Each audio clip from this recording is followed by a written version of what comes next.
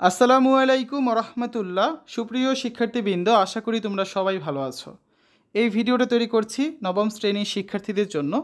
2024 সালে নবম শ্রেণীর শিল্প ও সংস্কৃতি বার্ষিক পরীক্ষা নমুনা প্রশ্নপত্রের সমাধান নিয়ে আজকে আমরা আলোচনা করব। এই নমুনা প্রশ্নপত্রটি এনসিটিভি থেকে দেওয়া হয়েছে, যার আলোকে তোমাদের বার্ষিক পরীক্ষার প্রশ্নপত্র তৈরি করা হবে বা যার যার স্কুলে তোমাদের বিষয় শিক্ষক এই প্রশ্ন তৈরি করবেন। এবং আমরা এই নমুনা প্রশ্নের সমাধান ভিডিওর এই কারণে দিচ্ছি যাতে তোমরা বুঝতে পারো যে অ্যান্সারগুলো কীভাবে করতে হবে। তো কয়েকটা পর্বে আমরা এই সমাধানগুলো নিয়ে আলোচনা করব। আজকে প্রথম পর্বে আমরা দেখব নবম শ্রেণী শিল্প ও সংস্কৃতি নমুনা প্রশ্নপত্রের প্রথমের তত্ত্বীয় অংশ কবিভাগে কিছু সংক্ষিপ্ত প্রশ্ন রয়েছে, এগুলোর সমাধান। 15টা প্রশ্ন থাকবে, প্রত্যেকটা এক করে 15 নাম্বার। এখান থেকে আমরা আর প্রশ্নগুলো নিয়ে আলোচনা করছি না, আমরা সরাসরি একটা করে প্রশ্ন এবং তার উত্তর নিয়ে আলোচনা করি। আমাদের প্রথম প্রশ্নটা রয়েছে ক নম্বরে, সরকারি চারুকলা ইনস্টিটিউট এর বর্তমান নাম কি? সরকারি চারুকলা ইনস্টিটিউটের বর্তমান নাম হচ্ছে চারুকলা অনুষদ। খ, শহীদ মিনারের নকশা প্রণয়নকারী দুজন শিল্পীর মধ্যে নারী শিল্পীর নাম কি? তো নারী শিল্পীর নাম হচ্ছে ভাস্কর নভেরা আহমেদ।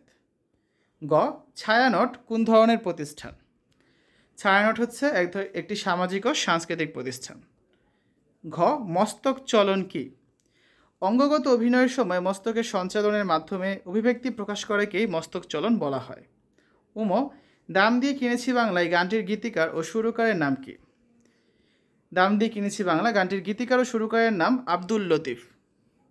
চ, ছবিতে বিভিন্ন উপাদানের সুশৃঙ্খল উপস্থাপনাকে ছবির ভাষায় কি বলে? ঐক্য বলা হয়। ছ, প্রবাসী সরকারের আর্ট ও ডিজাইন বিভাগের প্রধান কে ছিলেন? শিল্পী কামরুল হাসান। জ, গ স্বরের কোমল রূপ লেখ। তা গ স্বরের কোমল রূপ হচ্ছে এটা। আমরা যখন বিজ্ঞান লিখি তখন কীভাবে লিখি? আমরা বিজ্ঞান লেখার সময় এভাবে লিখি না? তো সেটাই হচ্ছে এটা, ঠিক আছে? তারপর দেখো, ছ নম্বরে রয়েছে লিথোগ্রাফ কি? তো লিথোগ্রাফ হচ্ছে এক ধরনের ছাপচিত্র।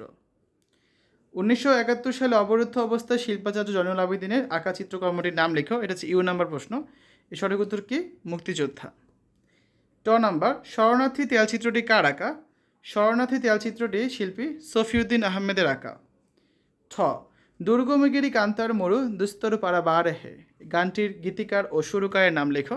গানটির গীতিকার ও সুরকার দুটাই হচ্ছেন কবি কাজী নজরুল ইসলাম। ড, বাংলাদেশের আধুনিক ছাপচিত্রের জনক কাকে বলা হয়? বাংলাদেশের আধুনিক ছাপচিত্রের জনক শিল্পী সফিউদ্দিন আহমেদকে বলা হয়। ঢ, শিল্পী বুলবুল চৌধুরী শিল্পচর্চার শাখা কোনটি? শিল্পী বুলবুল চৌধুরী শিল্পচর্চার শাখা হচ্ছে নৃত্যকলা। সর্বশেষ প্রশ্ন, মূর্ধন্য নাম্বার। 1970 সালে জলোচ্ছ্বাসে দুর্গত মানুষের সাহায্যের জন্য যে সঙ্গীত আয়োজন করা হয় তার নাম কি ছিল?